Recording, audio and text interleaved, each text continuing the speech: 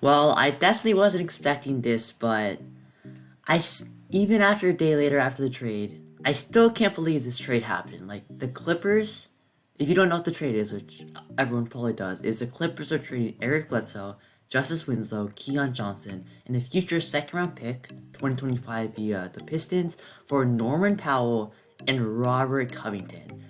I'm pretty sure everyone can agree that the Blazers got robbed. I mean, just looking at the trade value. Now, I know there's some stuff deeper, stuff with the cap, stuff like that to pay Anthony Simons using Norman Powell's money to just save money and just show that they're in a rebuild. But still, you're getting Eric Bledsoe, who's an expiring, Justice Winslow, who's an expiring, Geon Johnson just was the 20th pick, and yes, he has some young talent, definitely, but for Norman Powell and Robert Covington, that just doesn't make sense to me. Now, if it was for Robert Covington, this would make just more sense without Norman Powell or Eric Bledsoe, Winslow, Geon Johnson for Robert Covington. Okay, sure, that's a good deal for them.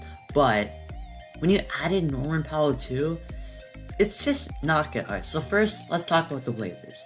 So, pretty much, they got robbed. So, they got Robert Covington trading 2 first-round picks to the Rockets. I'm pretty sure one of those picks became Alfred Şengün.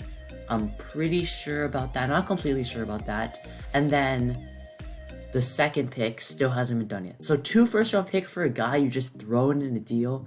That's not good. And Norman Powell, got him for Gary Trent. And Gary Trent has been on fire recently. He's averaging 20 points a game recently, even more than that. And he would be such a good piece. They paid similar money to Norman Powell and Gary Trent, and he definitely deserves that $17 million. And if they just kept him, he could have been another building block. He's a good shooter, decent defender, has some good size, and has proved that he can has just proved to others that he can improve his game to further elevate it, that he can become a key starter of a good rebuild. And Norman Powell was really good for this team, actually. Now, he was playing the small forward at 6'3", which you definitely don't want, and they were running a very small lineup, but his three-point percentage was really good. He's shooting 42% from 3, 44% from catch-and-shoot threes, which is really good and what you want for any NBA team. He's a good defender. He can get you a bucket at times.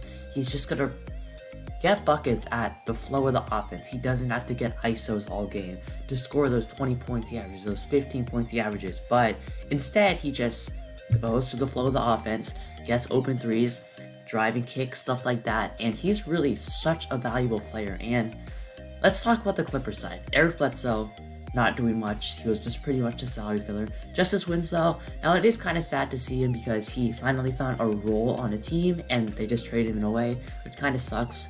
Maybe he can get back there some way. I don't know. Geon Johnson just was their 20th pick.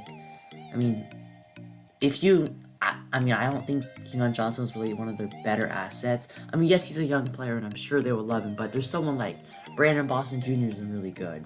You have Terrence Mann, of course, who's a good young player, and it's kind of surprising that the Blazers just didn't get more value.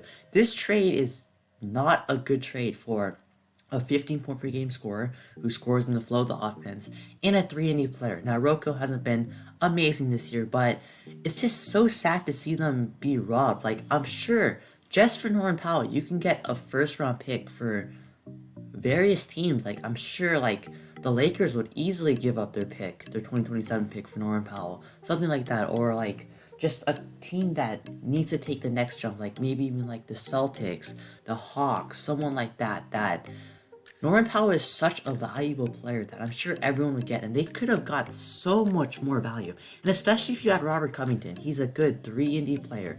Every team wants a Robert Covington type player, and just having him just being thrown into this deal doesn't really make much sense to me. Now, the stuff about the cap, they were over the luxury tax, and pretty much Norman Powell was their long-term contract that they weren't sure about.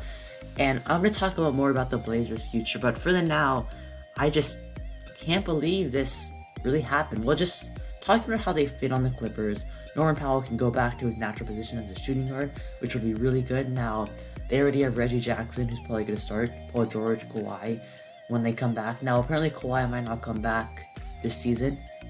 If he doesn't come back, then PG won't come back. So it's definitely for a move for the future. Roko is on an expiring deal, but if they could lock him up to like a $10 million deal, I think that would be worth it. Especially because this team is so deep. They've had their stars out, but still they've been fighting so many times, just fighting. They came back from 35 points. That's actually insane. Their chemistry is so good. They have the right culture, a winning culture, even though they don't have the most talent. And adding Norman Powell to their depth, just being able to get a bucket. Roko, another guy who can improve their defense. I think they're like top 10, top 5 in defense. That definitely improves it. So I really like their fits, just improves their depth. Norman Powell on a long-term deal so they can keep him around. Roko, you probably have to re-sign him. And definitely a dub trade for the Clippers. Now, let's talk about the Blazers' future. Well, this might be the first domino to fall, but there's going to be many more to come. There's CJ McCollum, who might be traded. Yusuf Nurkic, there's already reports that the Pelicans might want CJ. Now, I guess the fit would be good as just a scorer, but CJ is making so much money, so it's kind of going to be hard to trade him. Yusuf Nurkic is also on an expiring deal, so that might also be a bit tough to trade him away, but I think that they can get some good assets for both of those players, and then if those fall, if both of those guys are traded, then Damian Lillard. Dame, of course, hasn't been amazing this year due to that abdominal injury that he had, and it's definitely good to get to see him get the surgery, perform well, and hopefully get back to 100%, and maybe he'll return to that All-NBA first team. 30 points per game, was clutch player in the NBA from last year, 2 years ago, and I think he definitely can. He just doesn't have that quick first step. His shooting was off, and I think that the injury had a big part to do with it, and hopefully he can prove everyone wrong and just get back to become the Damian Lillard that we know. And then they have Anthony Simons, of course. Anthony has been so good this year as just a 22-year-old who is just a really good player. And the Blazers have some options. They can trade everyone. They already traded Norman and Roko. You can trade CJ. You can trade Nurkic at this deadline and just get a top pick to pair up with Anthony Simons. And yes, it would have been much better to have kept Gary Trent, but you can't change the past, so you have to do what you have right now. So that wouldn't be a bad trade, especially a bad route, especially if you get like a Pablo Banchero, you get a Chet Holmgren, you get a Jabari Smith, one of these top prospects that can pair up, and then your decision of Damian Lillard has to come in the offseason.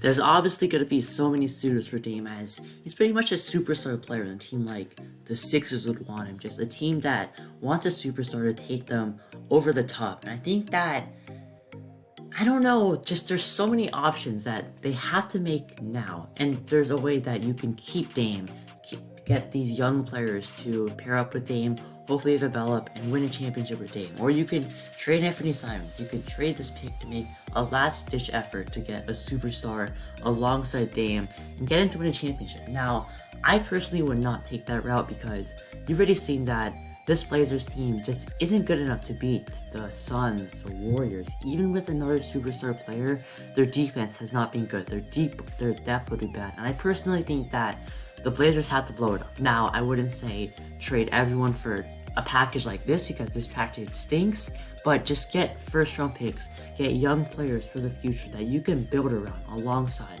Anthony Simons, your first-round pick this year, just all of your future assets. Try to hit on some second-round picks, make some small trades for young players that have talent. Just get a new start in Portland, because we've seen over the last years that this CJ Dame thing doesn't work. They've made the playoffs, but they've been eliminated in the first round, and they just aren't good enough to make the NBA Finals and win the NBA Finals. So personally, I think that overall, this trade just shows that the Blazers are rebuilding. The package, of course, isn't very good. We'll see in a couple years, maybe it turns out to be a decent deal because they can sign a free agent or something, or maybe this helps them tank even more for a top pick, and maybe they get a top 3 pick, which they would definitely use, just be so beneficial to this team. And then the decision about CJ, Nurkic, Dame is going to have to come this trade deadline or the offseason, where they're going to show to the whole NBA what is their future and how are they going to rebuild, or continue to be a championship contender, or try to be a playoff championship contender with Dame. So that being said, that's going to be my reaction to pretty much this trade and the Blazers' future in general. Make sure to like the video, subscribe to the channel, and I'll see you all next time.